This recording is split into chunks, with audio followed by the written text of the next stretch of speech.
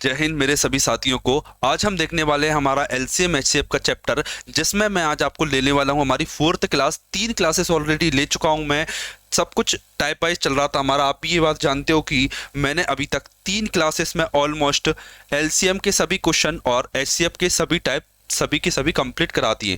अब कुछ special cases बचते हैं। क्या अब कुछ केवल स्पेशल केसेस बचते हैं, तो उन सभी को मैं आज करवाने वाला हूं आज की क्लास में। तो आज के बाद आपका एलसीएम एचसीएफ हमेशा के लिए कंप्लीट हो जाएगा। मैं आपको एक बात और बता देता हूं कि 45 दिन का जो बैच है ना, उसकी लिंक मैं डिस्क्रिप्शन में दे रहा हूं, तो ज्वाइन जरूर कर लेना, ठीक है। टेलीग्राम पर ज्वाइन कर लेना, और जो जो हमारी प्लेलिस्ट मिलेगी उसको भी सब्सक्राइब कर देना, चैनल को सब्सक्राइब कर देना, तो प्लेलिस्ट आपको सेव हो जाएगी, ठीक है। और उस पर सेव बटन रहता है, उस पर क्लिक भी कर लेना। सारी की सारी पीडीएफ टेलीग्राम पर डली हुई है। लगभग ऑलमोस्ट 14 चैप्टर कंप्लीट करा चुका हूं मैं, ठीक है। आने वाले दिनों में 3-4 चैप्टर बचे हैं, वो कंप्लीट हो जाएंगे आने वाले 7 दिनों में, ठीक है। तो जल्दी से ये वाला क्वेश्चन करके दिखाइए। देखिए क्या कह रहा है, गौर से समझना।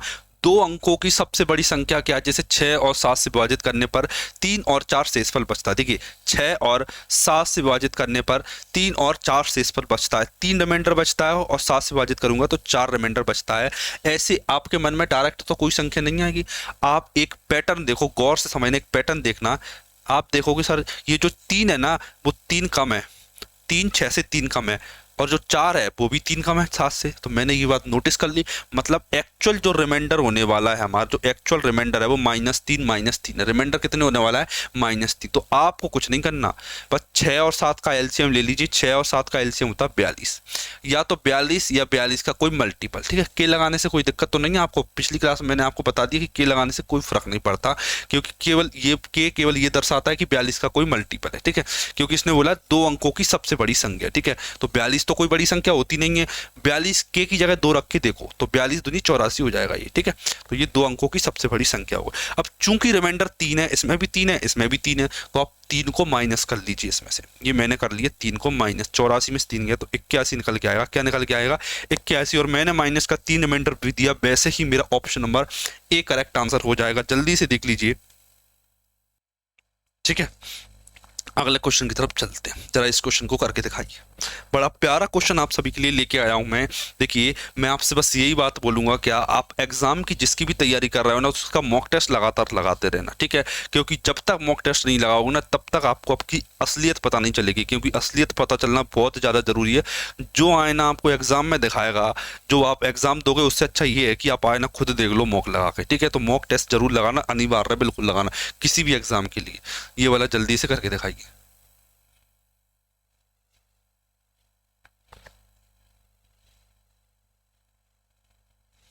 बताइए क्या आएगा।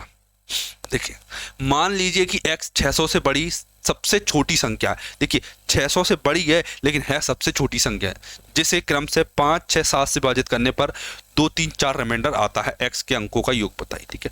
प्यारा क्वेश्चन है, कुछ हिंट नहीं दे रखी इसमें। देखिए सबसे पहले तो 5 6 और 7 से विभाजित करने पर रिमाइंडर क्या आ रहा है? 2। 5 से विभाजित करूंगा तो 2 रिमाइंडर आएगा, मतलब -3। 6 से विभाजित करूंगा तो 3 रिमाइंडर आएगा, मतलब -3। 7 से विभाजित करूंगा तो 4 रिमाइंडर आएगा, मतलब -3। गौर से देखो, कांस्टेंट चीज -3 रिमाइंडर है, ठीक है। घुमा देता है वो, ये बोलता है 2 3 4 रिमाइंडर, ये नहीं बोलेगा कि 3 रिमाइंडर -3, ये नहीं बोलेगा। वो आपको दिमाग को बताता है कि ऐसी कोई संख्या एग्जिस्ट ही नहीं करेगी जब आप 2 निकालोगे तो, ठीक है। सबसे पहले तो आप इसका एलसीएम ले लीजिए। 5 6 30 21 210। 210 के ये क्या है? इसका एलसीएम हो जाता है, एलसीएम, ठीक है। -3 सब्ट्रैक्ट करना है, लेकिन बाद में सब्ट्रैक्ट करूंगा। माइनस का 3 सब्ट्रैक्ट करना है, ठीक है। आप मुझे 600 से बड़ी बताइए। देखिए के की जगह 3 रखना है मुझे। कितना रखना है? 3। सर आपको कैसे पता चला? देखिए 2 3 6 होता है, 600 से बड़ी चाहिए तो मैं 3 रख देता हूं, तो 21 3 63 हो जाएगा। माइनस का 3।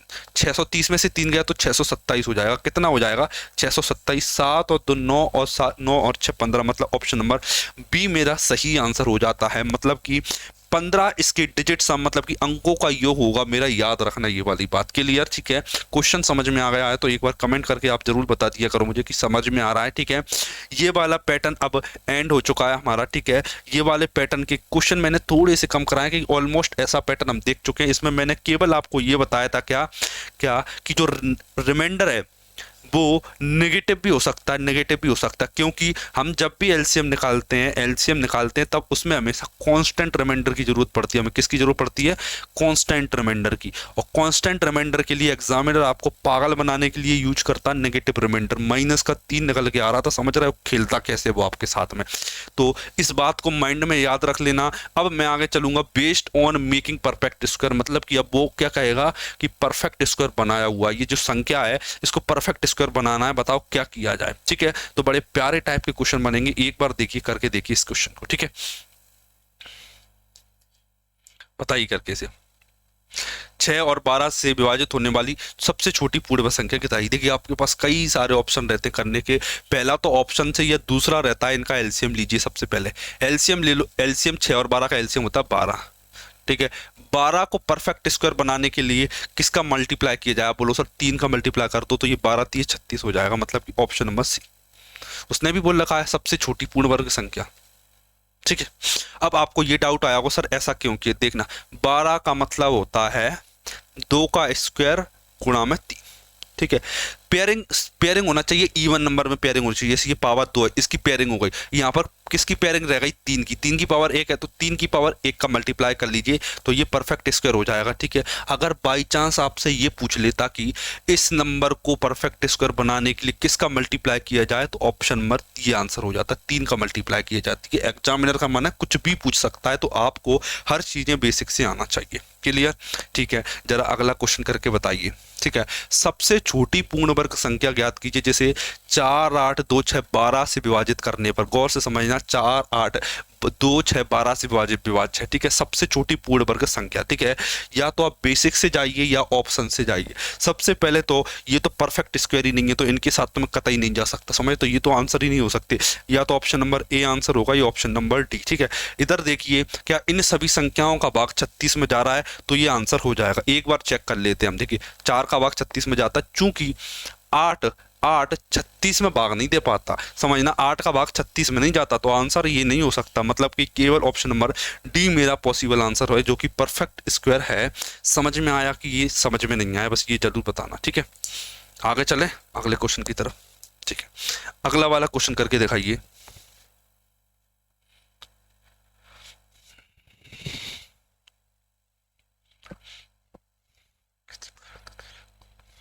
दस 12 15 18 और 20 सैनिकों की टुकड़ियों में से एक ठोस वर्ग के रूप में सैनिकों की न्यूनतम संख्या क्या है? ठीक है, क्या बनाना? स्क्वायर बनाना मुझे। ऐसे ऐसे ऐसे ये सेम होना चाहिए। ठीक है, तो बताएं क्या हो सकता है? टुकड़ियों में एक और ठोस वर्ग के रूप में बनाना है मुझे। देखो कुछ नहीं करना, बस ये बताइए कि इन सबसे डिविजिबल परफेक्ट स्क्वायर कौन सा है। ठीक है, तभी तो स्क्वायर बन पाएंगे जब इतने लोग एक्चुअल में होंगे। ठीक है, तो आपको क्या करना है? टुकड़ियों में और एक। ठीक है, देखिए 625 नहीं हो सकता, 625 में 10 का वक्त नहीं जाएगा। ठीक है, 180 परफेक्ट स्क्वायर है, 180 क्या है? परफेक्ट स्क्वायर नहीं है, इसीलिए ये हटा दिया मैंने। ठीक है, ये हटा दिया। केवल आंसर या तो ये है ये है, बताओ इनमें से कौन सा आंसर होगा, ये आपके ऊपर है। ठीक है, अब गौर से समझना, आंसर 400 नहीं हो सकता। क्यों नहीं हो सकता?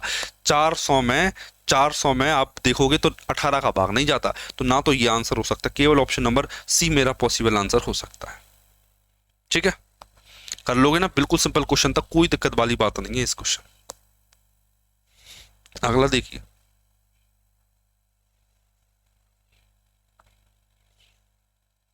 ठीक है, देखिए क्या कह रहा है, वह छोटी से छोटी संख्या ज्ञात कीजिए जैसे 6 9 15 से विभाज्य सबसे बड़ी संख्या में जोड़ने पर यह पूर्ण वर्ग बन जाए। क्या कह रहा है ये बताइए।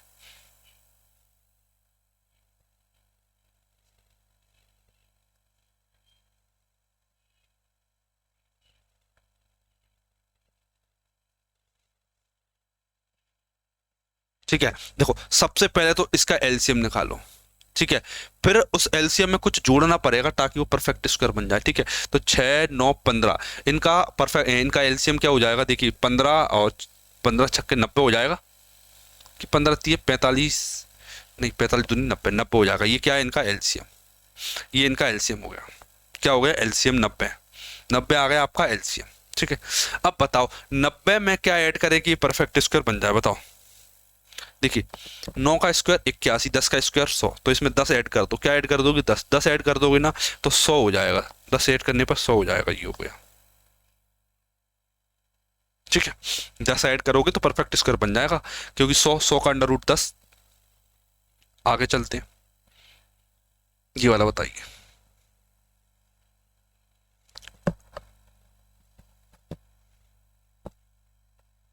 वह छोटी से छोटी संख्या बताना है, जैसे 6, 9, 12 से विभाज्य सबसे छोटी संख्या में जोड़ने पर यह पूर्ण वर्ग बन जाए। मतलब सबसे पहले सेम क्वेश्चन है कि अलग है, ठीक है। 6, 9, 15, 6, 9, 15 का एलसीएम क्या होगा, मैंने अभी बताया था 90। बताओ 90 में क्या जोड़ें कि ये परफेक्ट स्क्वायर बन जाए, ऑप्शन में से आंसर बताना है। बताओ क्या जोड़ा जाए, जिसे विभाज्य सबसे छोटी संख्या में जोड़ने पर ये पूर्ण वर्ग बन जाए। देखिए अगर मैं 16 जोड़ता हूं, 16, एक सेकेंड, ये देखिए 10 का स्क्वायर क्या होता है, 100 होता है, और 11 का स्क्वायर क्या होता है, 121। ठीक है, इसे 100 बनाने के लिए 10 जोड़ना पड़ेगा, और 121 बनाने के लिए 31 जोड़ना पड़ेगा, लेकिन ऑप्शन में कहीं से कहीं तक 10 और 31 का जिक्र नहीं किया इसमें। अब बताइए अब क्या किया जाए, अब बताओ अब क्या करें। देखिए एक ऑप्शन मुझे और सूझ रहा है, क्या सूझ रहा है, क्या कि उसने बोला है, उसने गौर से देखना, उसने क्या बोला है आपसे, उसने ये बोला है कि 6, 9, 12, 15 से विभाजन, मतलब कि जो भी आंसर आएगा ना वो इससे विभाज्य होना चाहिए 90 से। तो मैंने देखा क्या, अगर मैं 90 का दोगुना कर लेता हूँ तो भी 180 आएगा, तो भी कोई दिक्कत नहीं है, 180 आएगा तो भी कोई दिक्कत नहीं थी, है तो वो 90, तब भी तो ये 6, 9, 15 से कट जाएगा। आप बोलो सर ठीक है कट जाएगा। अब मुझे ये बताइए कि 180 से ऐसी कौन सी संख्या बड़ी है जो कि परफेक्ट स्क्वायर होती है। ठीक है, आप बोलो सर कि इससे बड़ी संख्या होती है जो होती है परफेक्ट स्क्वायर, वो होती है 196, ये 14 का स्क्वायर है। ठीक है, 180 को 96, 196 बनाने के लिए क्या जोड़ा जाए, आप बोलो सर इसमें 16 जोड़ दो, 16 कितना जोड़ दो, 16, मतलब कि ऑप्शन नंबर ए मेरा आंसर हो जाएगा। ठीक है, बड़ा प्यारा क्वेश्चन है, ये अटका देता है एग्जाम में, अगर आपने पहले नहीं किया ना तो एग्जाम में अटका देगा, आपको याद रखना ये वाली बात। ये वाला बताइए।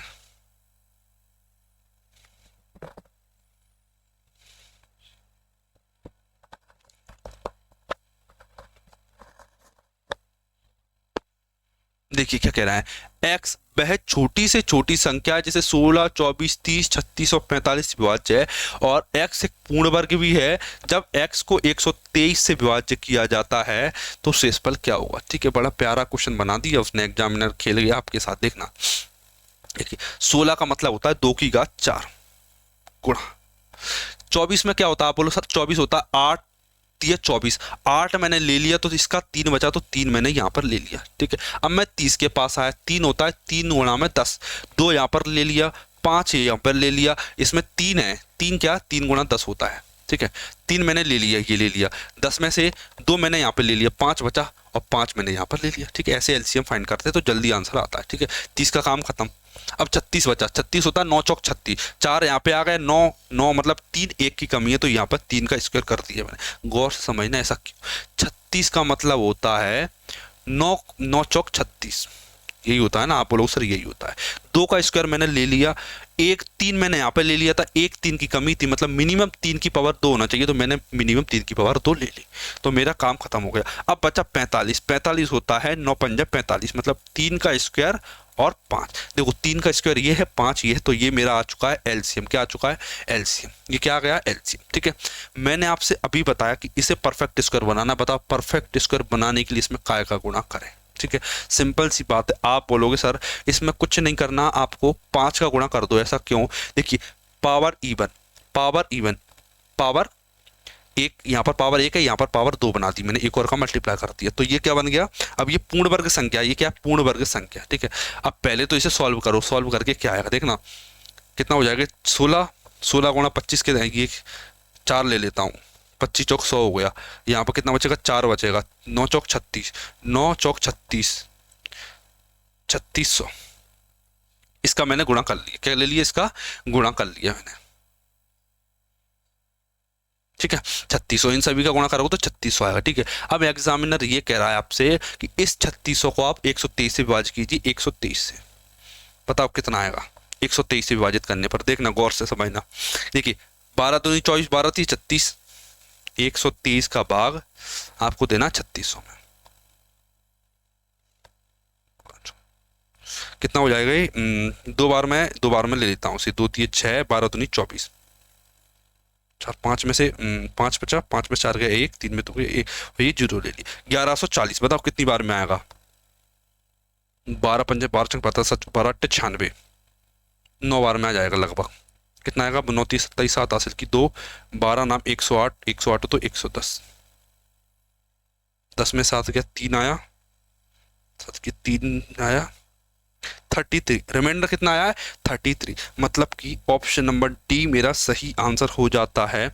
ऑप्शन नंबर डी मेरा आंसर निकल के आ गया।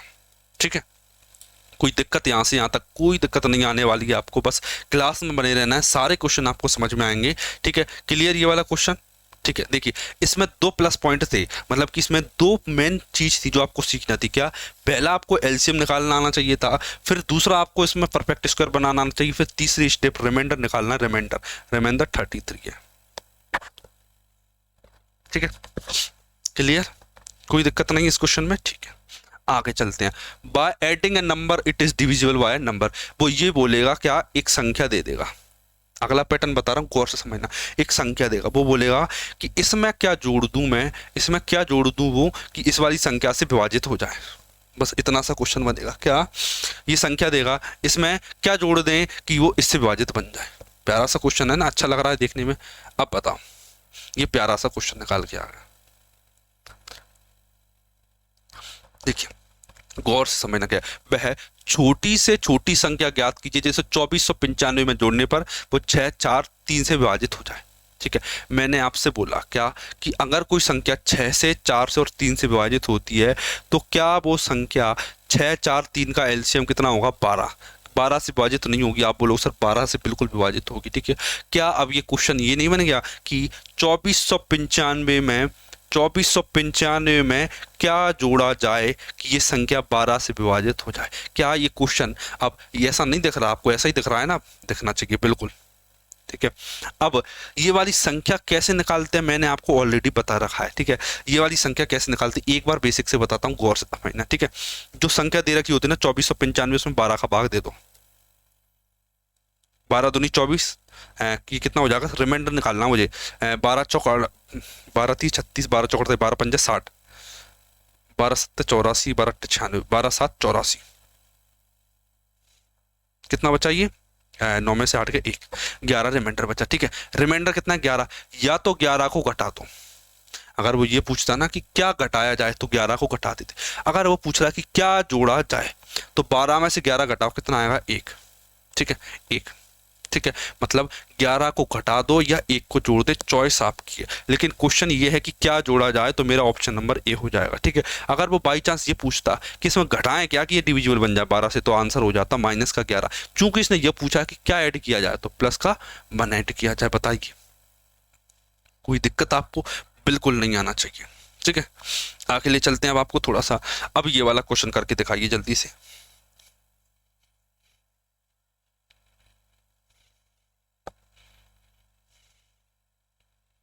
करके देखिए ये वाला क्वेश्चन।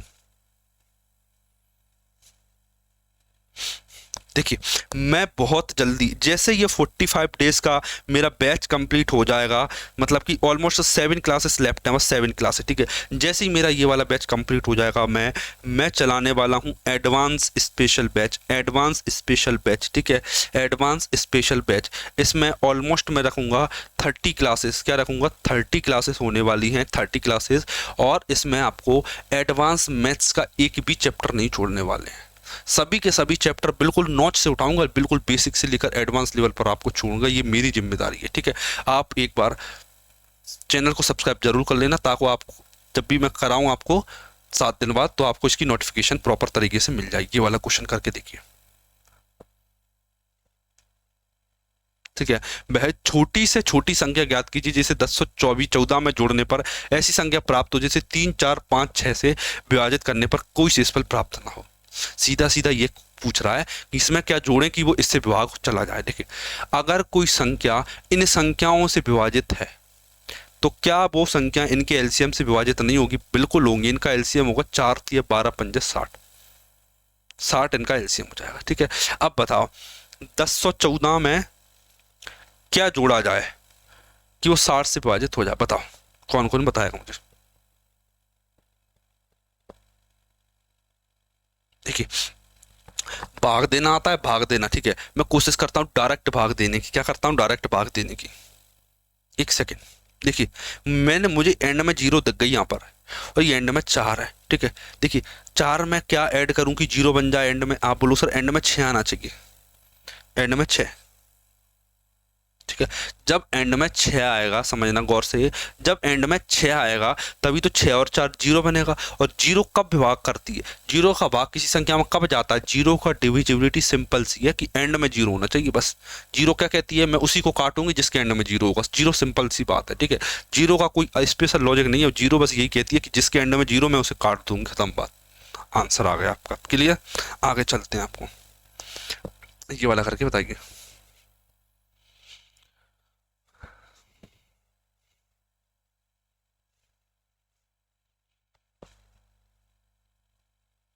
कर लोगे ये?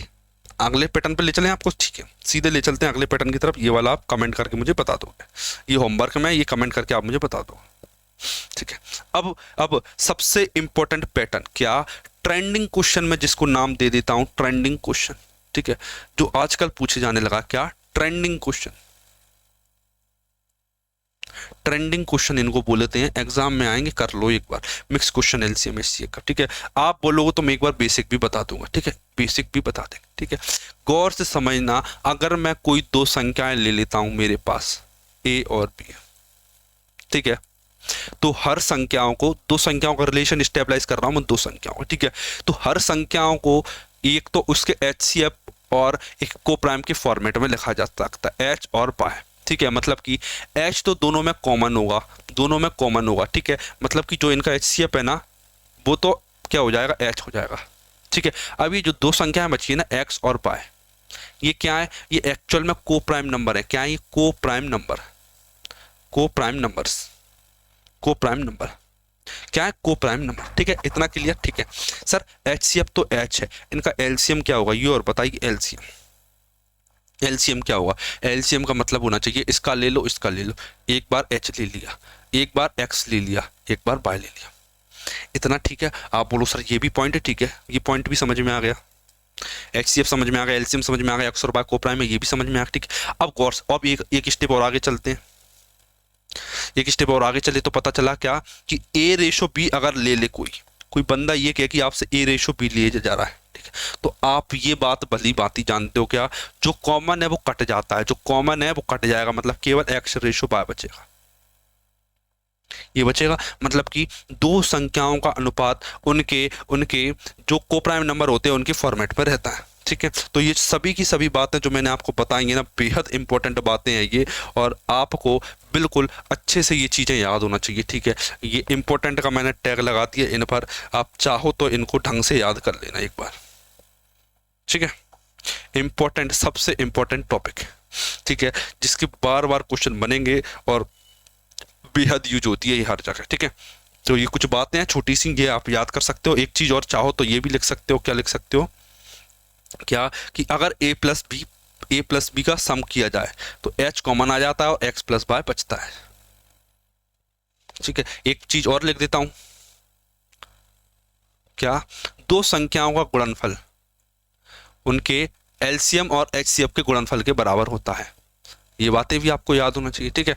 ये कुछ इंपॉर्टेंट पॉइंट हैं जो आपको बेहद तरीके से अच्छे से आना चाहिए, ठीक है। आगे चले, ठीक है, ले चलते हैं। अब करके बताइए ये वाला क्वेश्चन। देखिए, एचसीएफ और एलसीएम 6 और 50 40 है। यदि एक संख्या 210 है तो दूसरी क्या होगी? बताओ क्या होगी? सर सिंपल सी बात है, दो संख्याओं का गुणनफल एलसीएम गुणा एचसीएफ के बराबर होता है, ठीक है। और एलसीएम और एचसीएफ का गुणनफल है 6 गुणा 50 40, ठीक है। अगर आपको एक संख्या दे रखी है, ये दे रखी है ना एक संख्या 210, तो इसका भाग इसमें दे दीजिए 210 में इसका, तो आपके पास बी निकल के आ जाएगा। क्या निकल के आ जाएगा? बी। अब जल्दी से सॉल्व करके बताओ आंसर क्या आएगा। 0 से 0 काटा, 21 दूनी 42 और 21 चौक 84, 24 छंगा कितना होता है? 24 दिए 72 144, ऑप्शन नंबर बी, 24 छंगा 144, ठीक है। आ गया? कर लोगे? बिल्कुल बेसिक क्वेश्चन था, सिंपल सा। ठीक है। और अगर आपको कोई स्पेशल टॉपिक या कोई टाइप समझ में नहीं आता ना, वो भी कमेंट जरूर कर देना कि सर ये टाइप समझ में नहीं आता, तो वो भी बता देंगे आपको। देखिए क्या कह रहा है, देखिए एक संख्या दूसरी से 50% अधिक है। एक संख्या, एक संख्या जो एक संख्या है वो दूसरी से 50% अधिक है। 50% का मतलब होता है 1/2। अगर एक संख्या 2 है तो दूसरी संख्या 2 से 1 अधिक 3 है। ठीक है। किस किस को ये वाली बात याद है कि जो A/B रहता है वो सेम X/Y भी रहता है? किस किस को पता है? ठीक है, X/Y रहता ना, आप बोलो सर बिल्कुल रहता है।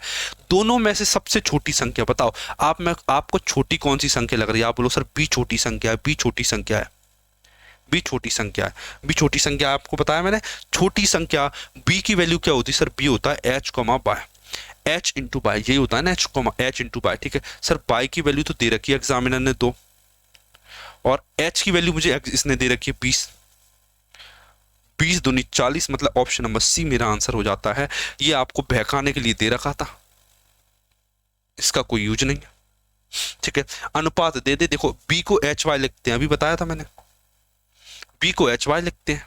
ठीक है, ये टर्मिनोलॉजी बिल्कुल रट लेना, ये सब कुछ समझ में आना चाहिए, यहाँ पर छपा होना चाहिए, यहाँ पे जब भी क्वेश्चन दिखे ना सही आंसर आना चाहिए। ठीक है, कर लोगे? अनुपात दिख जाए तो 100% ये वाला तरीका लगाना, कोई से तरीका मत लगाना, सेकंड में आंसर निकल के आएगा। ये वाला करके दिखाओ। अच्छा क्वेश्चन है ना, थोड़ा बड़ा भी दिख रहा है ये।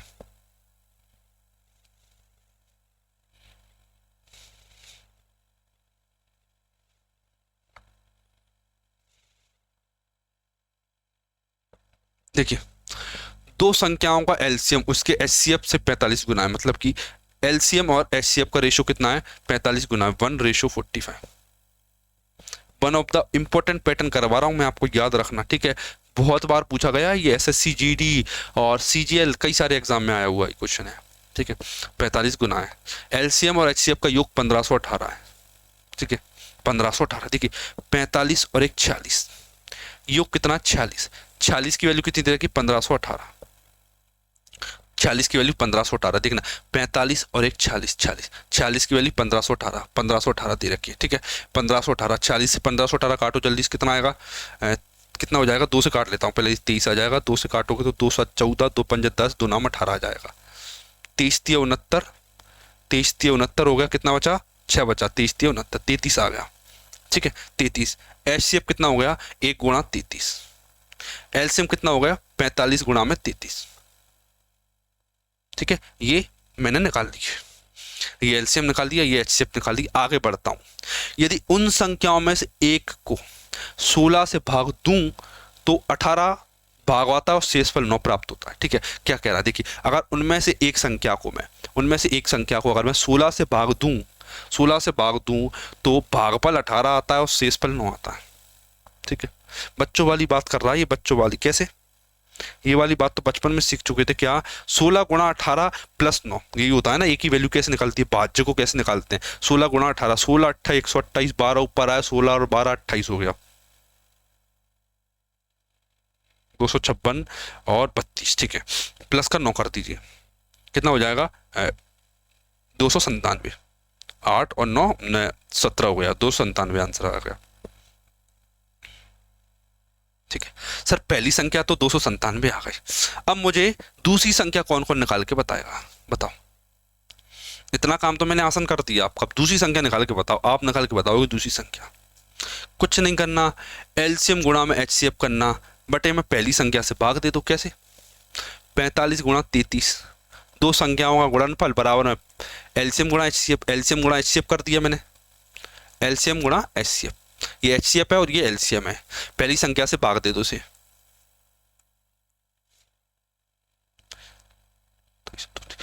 33 से 9 बार में कट गया। कितनी बार में कट गया? 9 से। 9 से काटोगे तो 5 बार में कट जाए, 5 3 15, 165। 165 मेरा सही आंसर हो जाएगा। ठीक है, अब कर लोगे ये क्वेश्चन, बड़ा प्यारा क्वेश्चन था ये, एग्जामिनर पूछता रहता है ऐसे क्वेश्चन। ठीक है, थोड़ा सा डिफिकल्ट भी था। ठीक है, देखिए नॉर्मल क्वेश्चन यहाँ तक पूछा जाता है, एलसीएम इससे पूछ के खत्म कर देता, लेकिन इसकी इच्छा ज्यादा थी, बढ़ता गया, आगे स्टेप बढ़ा दी इसने। ठीक है, आगे ले चलें अब, थोड़ा सा आपको ले चलते हैं, थोड़ा सा ये वाला करके दिखाइए। अंतर 60 है तो उनका योग क्या होगा, संख्याओं का योग क्या होगा?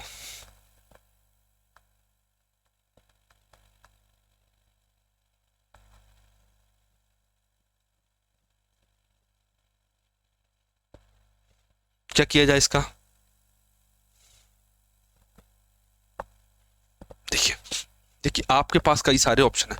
पहला ऑप्शन, ठीक है, गौर से समझना, 60 दो संख्याओं का अंतर है, इतना क्लियर? ठीक है सर, ए को एच एक्स लिख सकते हैं, बी को एच वाई लिख सकते हैं। कौन कौन हाँ बोलेगा? आप बोलो सर बिल्कुल लिख सकते हैं, लिख सकते हैं ना, ए को एच एक्स, बी को एच वाई, मैंने एच मन में कॉमन ले लिया। सर एच की वैल्यू तो दे रखी है इसने 12, ठीक है, 12, 12 एकम 12 पंजे 60, दो संख्याओं का अंतर 5 होना चाहिए, दो संख्याओं का योग 5 होना चाहिए, तो दो संख्याओं का अंतर कितना आएगा बताओ? गड़बड़ है क्या? एक सेकंड रुकना। अच्छा ठीक है, कोई दिक्कत नहीं, ठीक है। अब मैंने क्या निकाल दिया आपके सामने, x माइनस बाय 5 रख दिया, इतना समझ में आ गया? ठीक है सर, जो एलसीएम होता है ना वो एच एक्स बाय होता है, ये आपने सिखाया था मैं, और एच ये रहता है एच, ठीक है। अगर मैं एच से एच काट दूं तो मेरे पास दो को प्राइम नंबर का मल्टीपल आ जाएगा। एक्स और वाई क्या सर? ये एक्स और वाई को प्राइम नंबर रहते हैं जो एक दूसरे में छुपे रहते हैं, दिखते नहीं है। 12 का भाग 100, इसमें दो एक्स गुणा वाई निकल के आएगा, एक्स गुणा वाई कितना निकल के आएगा? 12 एकम 12, 12 एकम 12, 4 आया, 12 चौक 48, कितना हो गया? 12 एकम 12, 12 चौक 48, 12 चौक 48, ठीक है। अब बताओ, दो संख्याओं का गुणनफल 14, दो संख्याओं का अंतर 5, बताओ क्या आएगी वैल्यू? आप बोलो सर बहुत बच्चों वाली चीज है ये, तो 7 दूनी 14 होता है, 7 दूनी 14, एक्स की वैल्यू 7, वाई की वैल्यू 2, तो आपने एक्स और वाई की वैल्यू निकाल ली, ठीक है। पूछा क्या? संख्याओं का योग, संख्याओं का योग मैंने अभी आपको बताया था, क्या संख्याओं का योग रहता है sir? H X plus Y, X plus Y कितना दे रखा है? एक्स प्लस वाई 7 और 2 9, एचसीएफ कितना आया था? एचसीएफ हम आया था हमारा 12, आंसर कितना हो जाएगा? 12 नम्मा 108, 12 नम्मा 108, ऑप्शन नंबर सी। बताइए आया? ठीक है, कर लिया, ठीक है। दूसरा तरीका बताते हैं हम आपको, इस क्वेश्चन को करने का एक बेस्ट तरीका और है।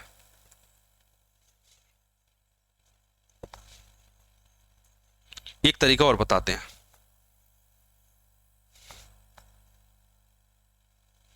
ठीक है।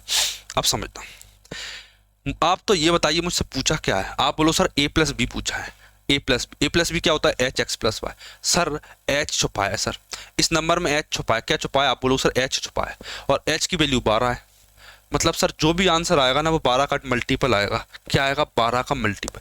मैंने गौर से देखा सर, इसमें 12 का भाग नहीं जाता, बिल्कुल नहीं जाता कतई, और ना इसमें 12 का भाग जाता, इसमें 12 का भाग कतई नहीं जाता, केवल ऑप्शन नंबर सी पॉसिबल है। तो आप मात्र विद इन 1 सेकंड आंसर लगा सकते हो, बताइए। बस इतना दिमाग आपको चलाना पड़ेगा, एंड टाइम पे बातें याद आना चाहिए कि सर ऐसा भी हो सकता है, ठीक है। लॉजिक आपके पास कम नहीं होना चाहिए, लॉजिक जो आर्ग्यूमेंट आप देते हो ना क्वेश्चन के लिए वो कम नहीं होना चाहिए। ये वाला करके बताइए, ट्राई कीजिए इस क्वेश्चन को करने का जल्दी से।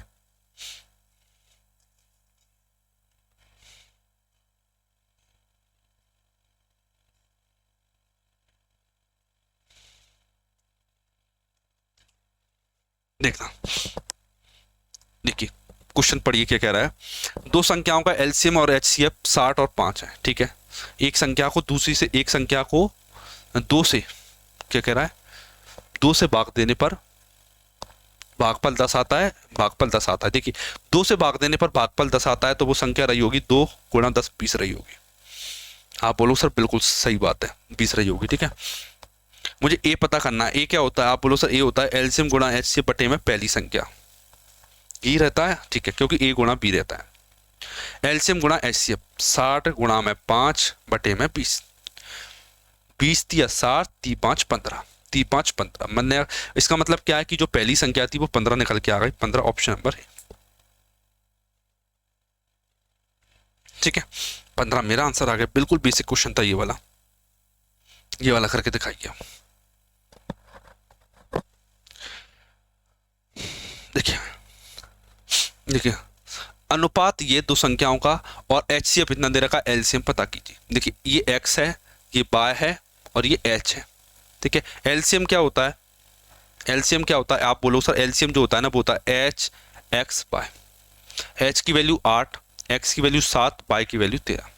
8 7 56 गुणा 13, 6 18, एंड में 8 आएगा, एंड में 8 आएगा, और 3 और 4 7 28, 1 और 8, और डिजिट सम 8 आएगा। मतलब ये आंसर हो गया ऑप्शन नंबर बी। ठीक है, क्योंकि ये वाला जो क्वेश्चन है ना, इसका डिजिट सम 7 है, इसका डिजिट सम, इसका जो डिजिट सम है वो 7 है, तो ये आंसर नहीं हो सकता। इसमें एंड में 8 है और इसका डिजिट सम भी 8 है, तो इसीलिए ऑप्शन नंबर बी पॉसिबल है। बताइए, कर लोगे? डिजिट सम प्यारा कॉन्सेप्ट है, अगर नहीं सीखा हो ना अभी तक तो जल्दी से जाओ मेरे यूट्यूब चैनल पर स्क्रॉल करके जल्दी से क्लास देख डालो इसकी। क्वेश्चन मिस हो गया क्या? हाँ, ये वाला करके दिखाओ, ये वाला ट्राई कीजिए जल्दी से।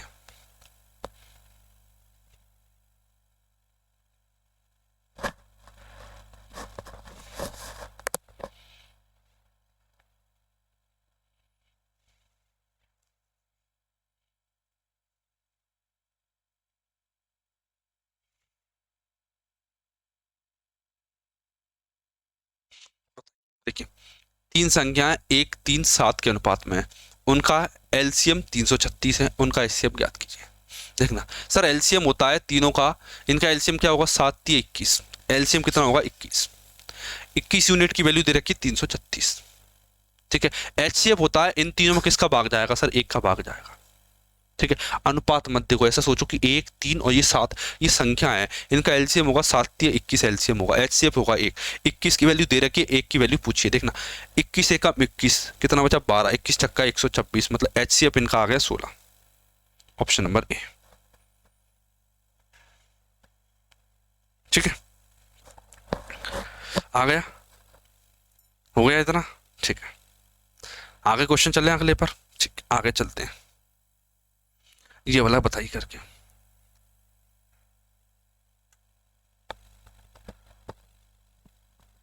देखिए, तीन संख्याएं 4 9 13 के अनुपात में, इनका एलसीएम 2340 है, एचसीएफ क्या होगा? सेम क्वेश्चन, 4 9 13 का एलसीएम क्या होगा? 9 चौक 36 गुणा 13। इनका एलसीएम क्या होगा? 4 गुणा 9 गुणा 13।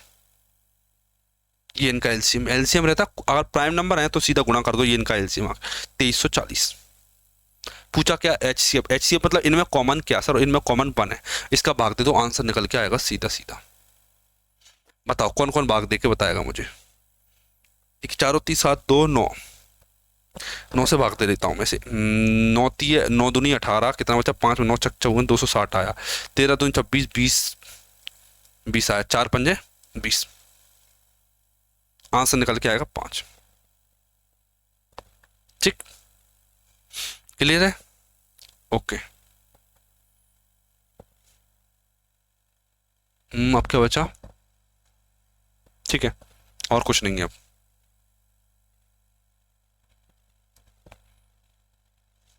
अगला क्वेश्चन देखते हैं।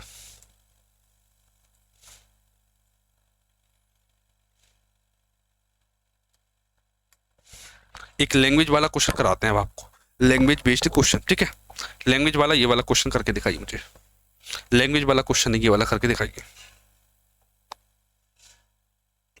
देखिए, अगर आप इसकी पीडीएफ चाहते हो ना तो टेलीग्राम पर जरूर जुड़ जाना, इसकी पीडीएफ के लिए, पीडीएफ के लिए टेलीग्राम पर जरूर जुड़ जाना आप।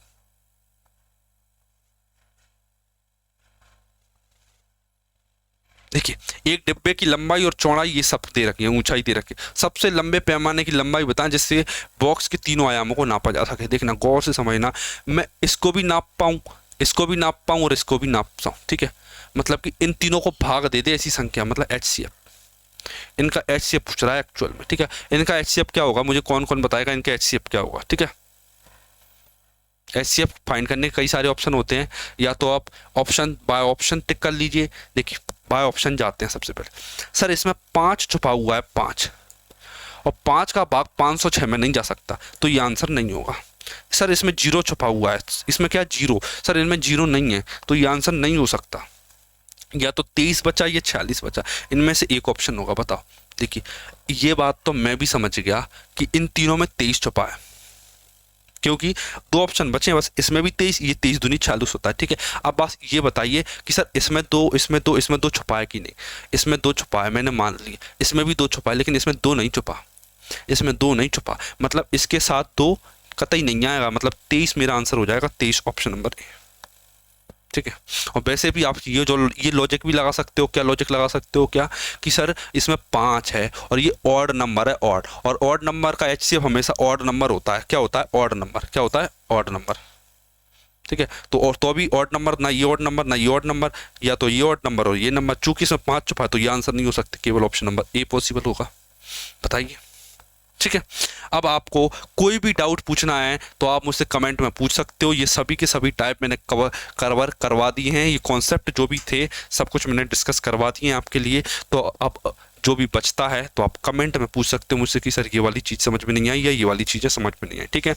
बाकी चीज़ें आपको मैं कमेंट में बता दूंगा। अगला चैप्टर कौन सा होगा वो आप देख लेना, हमारे प्लान में 45 डेज का जो सिलेक्शन प्लान है उसमें सब कुछ मैंने डिस्कस कर रखा है, ठीक है। आगे चलते हैं, अब अगली क्लास में हम मिलेंगे।